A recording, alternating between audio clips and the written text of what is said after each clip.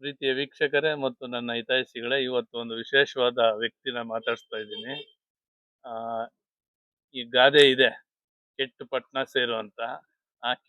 ಹಳ್ಳಿಯಿಂದ ಪಟ್ಟಣಕ್ಕೆ ಬಂದು ತನ್ನ ಜೀವನದ ಬದುಕನ್ನ ಯಾವ ರೀತಿ ರೂಪಿಸ್ಕೊಂಡಿದ್ದಾರೆ ಅನ್ನೋದಕ್ಕೆ ನಮ್ಮ ಮುಂದೆ ಈಗ ಒಂದು ವಿಶೇಷವಾದ ವ್ಯಕ್ತಿ ಕೂತಿದ್ದಾರೆ.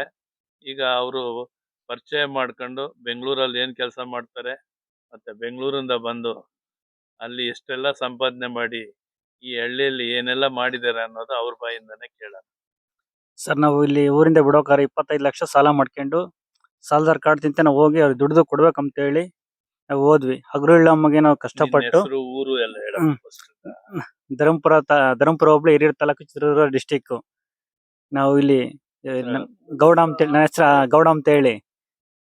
ನಾನು ಬೆಂಗಳೂರಿಗೆ ಹೋಗ್ಬಿಟ್ಟು ಹಗಲು ಇಳ್ಳು ಕೆಲಸ ಮಾಡಿ ಎಲೆಕ್ಟ್ರಿಕಲ್ ಐಟಮು ತಿರ್ಗಿ ಅಂಗಡಿ ವಿತ್ ಬಿಸಿನೆಸ್ ಎಲ್ಲ ಇದು ಮಾಡಿ ನಾನು ಗಳಿಸ್ಬಿಟ್ಟು ಇವಾಗ ಎಲ್ಲರಿಗೂ ಸಾಲ ಇರೋರಿಗೆಲ್ಲ ಕೊಟ್ಬಿಟ್ಟು ಇವಾಗ ನಾನು ಜಮೀನ್ ತಗೊಂಡು ಅದಕ್ಕೆ ತೋಟ ಮಾಡಿ ಎಲ್ಲರೂ ಚೆನ್ನಾಗಿದ್ದೀನಿ. ಇವಾಗ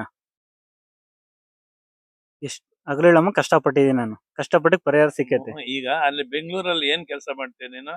ಸರ್, ನಾನು ಒಂದೆಲ್ಲ ಕೆಲಸ ಮಾಡೋದು, ಐಟಮ್ ಡೆಲಿವರಿ ಮಾಡ್ತೀನಿ, ತಿರ್ಗಾ ವಾಟರ್ ಸಪ್ಲೈ ಅದನ್ನ ಹಾಕ್ತೀನಿ, ಯಾವ ಗೃಹ ಪ್ರವೇಶ ಅದಕ್ಕೆ ಹಾಕ್ತೀನಿ, ಅಂಗಡಿ ಮಾಡ್ತೀನಿ, ತಿರ್ಗಾ ಬಾಡಿಗೆ ಹೋಗ್ತೀನಿ, ಡ್ರೈವರ್ ಕೆಲ್ಸಕ್ಕೆ ಹೋಗ್ತೀನಿ, ಎಮರ್ಜೆನ್ಸಿಗೆ ಸ್ಪೇರ್ ಡ್ರೈವರ್ ಆಗಿ ಬಸ್ಸು ಗಾಡಿ ಎಲ್ಲ ಓಡಿಸ್ತೀನಿ.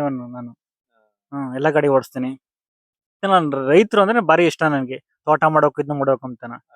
ನಮ್ಮ ಅಪ್ಪ ಏನೂ ಮಾಡಿರಲಿಲ್ಲ ನನಗೆ, ಬರೀ ಖಾಲಿ ಜಾಗ ಇತ್ತು, 5 ಬೋರ್ ಹಾಕ್ಸಿ 2 TC ಹಾಕ್ಸಿ ನಾನು ಸ್ವಂತಕ್ಕೆ 2.5 ಎಕರೆ ಜಮೀನ್ ತಗೊಂಡಿದ್ದೀನಿ. ಅಂದ್ರೆ ಬೆಂಗಳೂರು ಸೇರಿ ಅಲ್ಲಿಂದ ಸಂಪಾದನೆ ಮಾಡ್ಕೊ ಬಂದು ಸರ್ ಮಾಡಿದ್ದೀನಿ. ಏನು ಟೀ ಅಂಗಡಿ ಏನೋ ಇಟ್ಟಿದ್ಯಾ? ಟೀ ಅಂಗಡಿ ಐತೆ, 3 ಅಂಗಡಿ ಇದೆ ನಮ್ಮವು. 2 ನಡೆಸ್ತಾ ಇದೀವಿ, ಒಂದು ಗೋಡನ್ ಮಾಡಿದ್ದದನ್ನ ಇವಾಗ. ದಿನಕ್ಕೆ ಎಷ್ಟು ಸಂಪಾದನೆ ಮಾಡ್ತೀವಿ? ಸರ್, ದಿನಕ್ಕಂದ್ರೆ ಕಮ್ಮಿ ಅಂದ್ರೆ ನಾನು 3,000 ಸಂಪಾದನೆ ಮಾಡೇ ಮಾಡ್ತೀನಿ. ಎಲ್ಲ ಹೋಗ್ತಾ ಲಾಭ 3,000 ಮಾಡ್ತೀನಿ. ಮಾಡೇ ಮಾಡ್ತೀನಿ. ಈಗ ಅಲ್ಲಿಂದ ದುಡ್ಕೊ ಬಂದು 20 ಲಕ್ಷ ಸಾಲ ತೀರ್ಸಿದ್ಯಾ? ಮತ್ತೆ ಜಮೀನು ತಗೊಂಡಿದ್ದೀನಿ. ಜಮೀನ್ ತಗೊಂಡು ಅಡಿಕೆ ತೋಟ ಕಟ್ಟಿದ್ಯಾ? ಕಟ್ಟಿದ್ದೆ ಸರ್. ಅಲ್ಲಿ ಈಗ ಇಲ್ಲಿ ಎಷ್ಟಕ್ ಜಮೀನ್ ತಗೊಂಡೆ? 35 ಲಕ್ಷ ಜಮೀನ್ ತಗೊಂಡೆ. ಅಂದ್ರೆ ಆ ದುಡ್ದಿದ್ ದುಡ್ಡೇನೆ. ದುಡ್ದಿದ್ ದುಡ್ಡೆಲ್ಲ 30 ಲಕ್ಷಕ್ಕೆ ತಗೊಂಡು 35 ಲಕ್ಷಕ್ಕೆ ತಗೊಂಡು ಇಲ್ಲಿ ಬೋರು ಕರೆಂಟ್ ಎಲ್ಲ ಇದು ಮಾಡಿಸಿ ಎಲ್ಲ ಸಪರೇಟ್ ಆಗಿ ಎಲ್ಲ ಇದು ಮಾಡಿ ಒಂದು 10 ಲಕ್ಷ ಖರ್ಚು ಮಾಡಿ, ಒಟ್ಟು 45 ಲಕ್ಷ ಖರ್ಚು ಮಾಡಿ ಎಲ್ಲ ನೀಟಾಗಿ ರೆಡಿ ಮಾಡಿದೀನಿ. ಈಗ ಅಡಿಕೆ ಎಷ್ಟು ಕೊಟ್ಟೆ? ಮೊನ್ನೆ ನಮ್ಮ ಅಪ್ಪನೇ ಬೆಳೆದಿರೋದು 10 ಲಕ್ಷ ಕೊಟ್ಟಿದ್ದೀನಿ. ಸರಿ. ಅಂದ್ರೆ ಬೆಂಗಳೂರಿಗೆ ಹೋಗಿ ಜೀವನ ಕಟ್ಕೋಬಹುದು ಸರ್, ಗ್ಯಾರಂಟಿ ಒಳ್ಳೆ ದುಡ್ಡು ಮಾಡ್ಬೋದು. ಕಷ್ಟ ಪಡ್ಬೇಕು, ಪ್ರೀತಿಯಿಂದ ಜನ ಇರ್ಬೇಕು, ನಾವ್ ಯಾವ ತರ ಮೋಸ ಮಾಡಕ್ ಹೋಗ್ಬಾರ್ದು, ನಂಬಿಕೆ ಇರ್ಬೇಕು ಅಷ್ಟೇನೆ.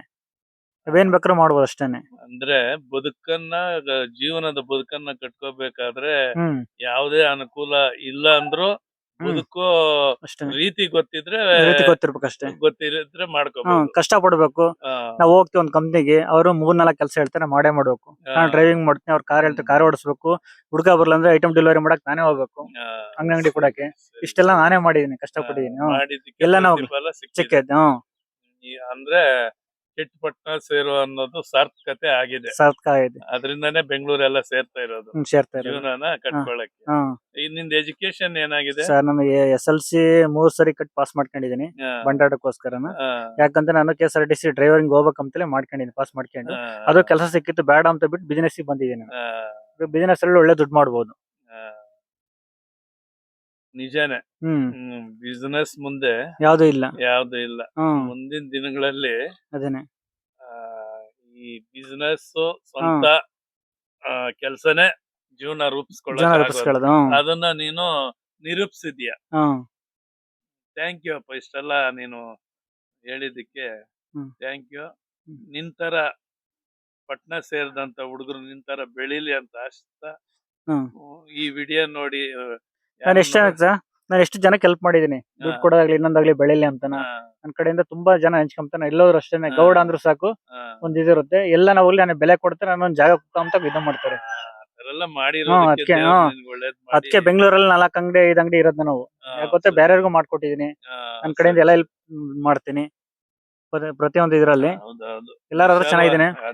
8 ವರ್ಷ ಒಂದೇ ಕಂಪ್ನಿಗೆ ಇದೀನಿ ನಾನು. ನಮ್ಮವ್ರು ಬಂದು ಕುಕ್ಕಗೌಡ ಏನಿದ್ರೆ ಅದು ಬಿಸಿನೆಸ್ ಚೇಂಜ್ ಆಗ್ಬಿಡುತ್ತೆ.